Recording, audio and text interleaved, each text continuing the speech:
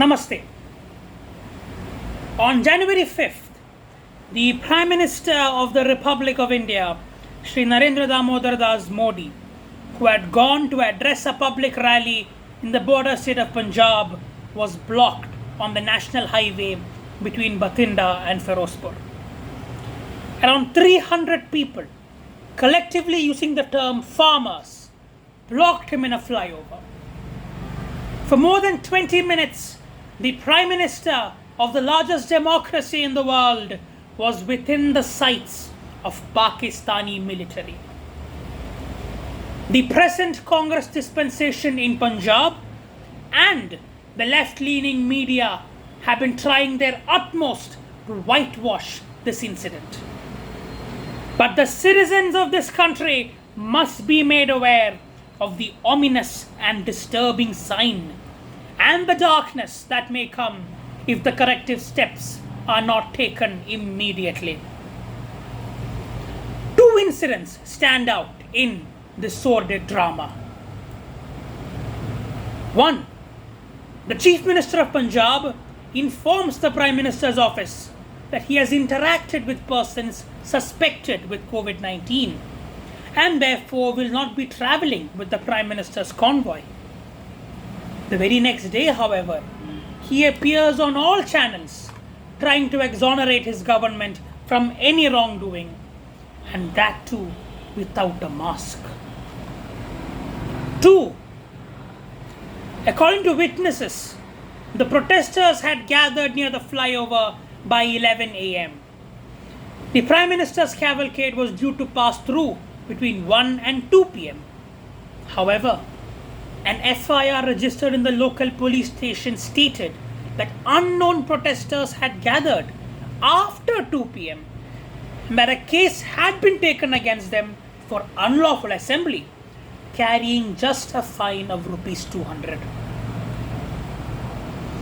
Following this incident, social media was abuzz with memes and trolls vilifying and degrading the Prime Minister.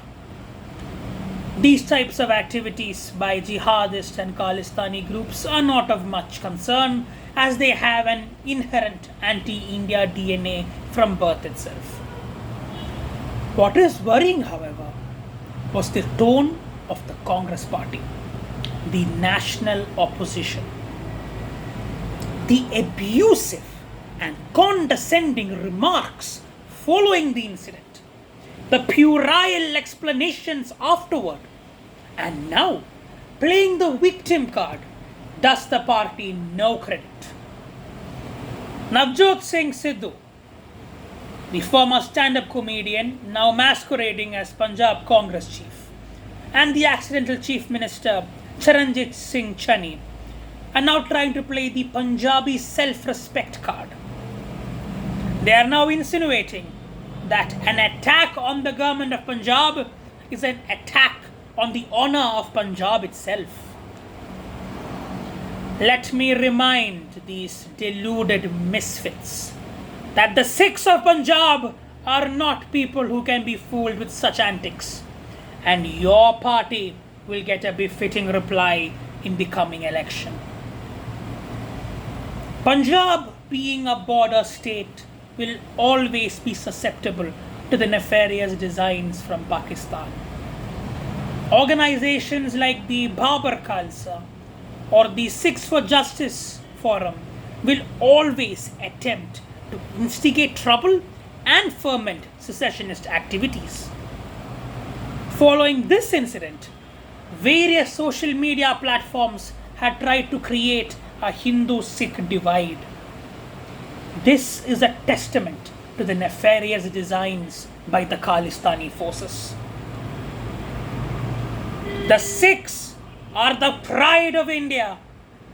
Every citizen in this country respects them and refers to them collectively as the sword arm of the nation. The importance of Punjab among the Indian states cannot be overstated. Any party ruling Punjab has to rise above partisan politics. However, the present ruling dispensation has made a mockery of these ideals. The incident with the Prime Minister has shown that the police force of Punjab is compromised and politicized. Add to that, the bonhomie the Punjab Congress chief Navjot Singh Sidhu enjoys with the Prime Minister and the military hierarchy of Pakistan is a cause of grave concern. The drug menace emanating from Pakistan has only added fuel to the fire. Coordinated, planned, and executed from Pakistan, the drugs flowing into the state, specifically targeting the youth, are but one of the plethora of problems Punjab faces today. To counter the drug menace, the central government had increased the jurisdiction of the BSF by almost 50 kilometers into Punjab. Surprisingly though, the state government had been resistant to such measures and has even approached the Supreme Court to prevent such an expansion of jurisdiction. The removal of patriotic leaders like Arminder Singh from positions of authority presents in itself a precarious situation and is an impediment to the nationalist forces trying to protect the state. Suspicions of collaboration, an indifferent government, and a demoralized police force is a recipe of disaster. The bomb blast in Ludhiana court may be a sign of things to come. In the face of such venomous opposition, the Prime Minister and his party has shown the utmost restraint. He has avoided confrontation and bloodshed. Barring a single tweet, he has said nothing and has decided to let the people decide for themselves. Jihadist and secessionist elements are taking roots in various parts of this country. In Kerala, emboldened by the state government's inaction, the killing of RSS and BJP workers is now a routine affair. In Bengal, attacks against Hindus under the pretext of inter-party rivalry has now become the norm. And now, these secessionist elements have become so arrogant that they feel they can block the Prime Minister's convoy and get away with it. As a citizen of this great nation, I have only one message to the Prime Minister. Sir, trust your people. We will follow you to hell and back.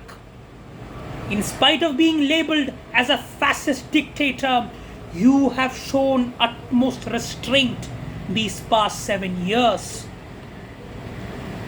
The time has now come to reveal the iron fist hidden beneath the velvet glove. Vande Mataram.